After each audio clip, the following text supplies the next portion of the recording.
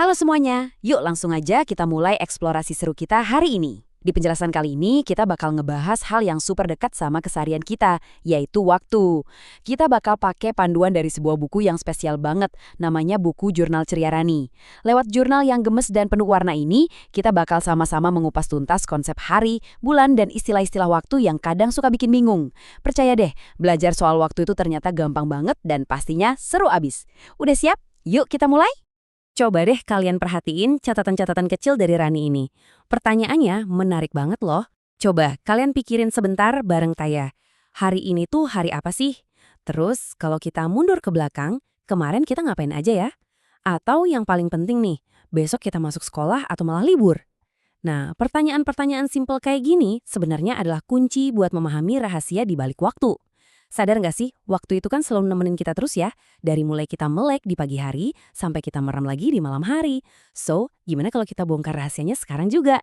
Oke, bayangin waktu itu kayak sebuah biang lala raksasa. Dia itu terus berputar, nggak pernah berhenti. Kita mulai dari hari Senin, terus meluncur ke Selasa, Rabu, Kamis, Jumat, Sabtu, sampai akhirnya nyampe di puncaknya, yaitu hari Minggu.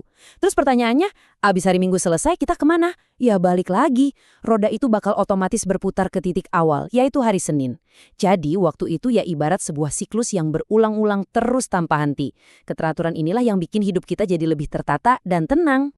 Nah, poin paling mendasarnya di sini adalah soal pengelompokan waktu. Kita sepakat ya, 1 minggu itu isinya pas 7 hari. Nggak kurang dan nggak lebih. Dan tahu nggak, 7 hari ini sebenarnya udah dirancang pas banget buat segala macam aktivitas kita. Di dalam 7 hari ini, kita punya waktu buat belajar hal baru di sekolah, main sama teman-teman, dan pastinya waktu buat beribadah. Ibaratnya itu paket komplit supaya kegiatan kita tiap minggunya bisa jalan secara seimbang. Kalian tahu nggak kalau kita sebenarnya punya mesin waktu? Beneran, kita nggak butuh alat canggih yang rumit, karena pikiran kita udah bisa ngelakuin itu. Di Jurnal Rani, kita diajak buat ngendaliin waktu pakai kata ajaib, sebelum dan sesudah. Gini cara mainnya.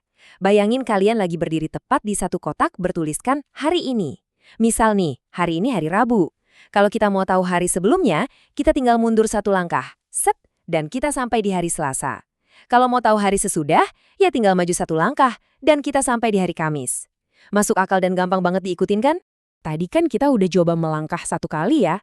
Sekarang, gimana kalau kita melompat 2 kali ke depan? Tembus langsung lebih jauh ke masa depan. Jadi, kita punya 3 titik di sini. Titik pertama adalah titik awal kita, hari ini. Terus, kalau kita maju 1 hari ke masa depan, kita nyebutnya besok. Nah, kalau kita lompat 1 langkah lagi setelah besok, ceng-ceng, kita ketemu sama satu kata spesial, yaitu lusa. Jadi intinya kata lusa itu cuma trik rahasia buat ngintip 2 hari penuh ke masa depan. Seru kan? Biar lebih kebayang di pikiran kita, coba bayangin Rani lagi lompat ke girangan. Katakanlah hari ini itu hari Senin. Lompatan pertama ke depan, alias besok, bakal bawa kita mendarat di hari Selasa. Terus dari hari Selasa, kita kasih satu lompatan ekstra ke depan, hap, dan kita mendarat dengan aman di hari Rabu. Nah, hari Rabu inilah yang secara resmi kita panggil dengan sebutan lusa. Jadi, mulai sekarang kalau ada yang nanya ke kalian, lusa dari hari Senin itu hari apa? Kalian udah tahu jawaban pastinya. Jawabannya adalah Rabu. Oke, putaran hari demi hari udah berhasil kita kuasai. Mantap! Sekarang, yuk kita perbesar lagi peta waktu kita. Coba lihat jalan setapak yang panjang dan warna-warni di depan kita ini. Selain hitungan hari, waktu dalam setahun itu dikelompokkan jadi bulan. Dan bukan cuma 7 ya, tapi ada 12 bulan yang harus kita lewati sebagai batu loncatan. Kita mulai melangkah dari awal tahun di bulan Januari, lanjut ke Februari, dan terus nyusurin jalan setapak ini sampai ke ujungnya di bulan Desember.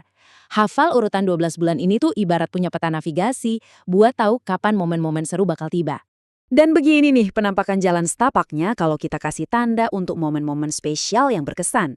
Di jurnalnya, Rani tuh happy banget karena dengan mengingat urutan bulan, dia jadi tahu persis kapan hal-hal hebat bakal terjadi. Perjalanan tahunan kita mulai dari Januari. Terus, pas di tengah-tengah perjalanan ada bulan Juli. Ini bulannya Rani ngerayain ulang tahun pakai kue yang lezat. Terus, maju 1 langkah, alias bulan sesudah Juli adalah bulan Agustus. Ini bulan super penting dong buat kita, karena kita ngerayain Hari Kemerdekaan Indonesia. Dan pastinya, petualangan setahun penuh itu bakal selalu ditutup di bulan Desember. Tapi tunggu dulu, ada satu misteri kecil di sini. Kalian nyadar nggak sih, apakah setiap bulan di jalan setapak tadi jumlah harinya sama persis? Ternyata enggak loh. Di jurnal Rani ada 3 toples atau keranjang beda buat misahin bulan-bulan ini. Ada keranjang buat bulan yang durasinya pas 30 hari, kayak bulan April. Terus ada keranjang buat bulan yang harinya sedikit lebih panjang, yaitu 31 hari, kayak Januari. Tapi, coba perhatiin keranjang warna pink di ujung sana. Angkanya beda banget dari yang lain. Kira-kira kenapa ya? Coba kalian perhatiin angka ini. 28 atau 29 hari. Angka ini berasa beda banget kan dibandingin sama 30 atau 31? Ini tuh semacam angka ajaib di dunia pengukuran waktu kita. Faktanya, dari total 12 bulan dalam setahun, cuma ada satu keranjang khusus yang nampung bulan dengan angka ini. Kalian bisa tebak nggak, bulan apa sih yang masuk ke kelompok super unik ini? Ini beneran satu-satunya bulan yang dengan bangganya ngelanggar aturan normal dari waktu. Dan misterinya akhirnya terungkap. Lewat kaca pembesar ajaibnya, Rani ngasih tahu kita kalau Februari itu adalah bulan yang paling unik dan paling spesial di antara 11 bulan lainnya. Dia ini satu-satunya bulan yang secara reguler cuma punya 28 hari.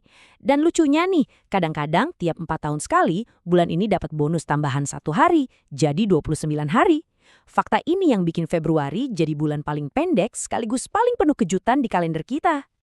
Sebagai kesimpulan dari penjelajahan seru kita hari ini, ada sebuah aturan ajaib yang dilambangkan pakai lencana bintang emas, yaitu urutan tetap. Ini dia aturan paling kuat tentang waktu. Mau itu nama-nama hari yang mutar kayak biang lala dari Senin sampai Minggu, atau urutan bulan yang berbaris rapih dari Januari sampai Desember, semuanya punya urutan pasti yang nggak bakal pernah berubah. Gara-gara sifat waktu yang sangat teratur inilah, kita jadi selalu bisa memprediksi dengan pasti apa yang bakal terjadi sebelum, sesudah, dan juga lusa.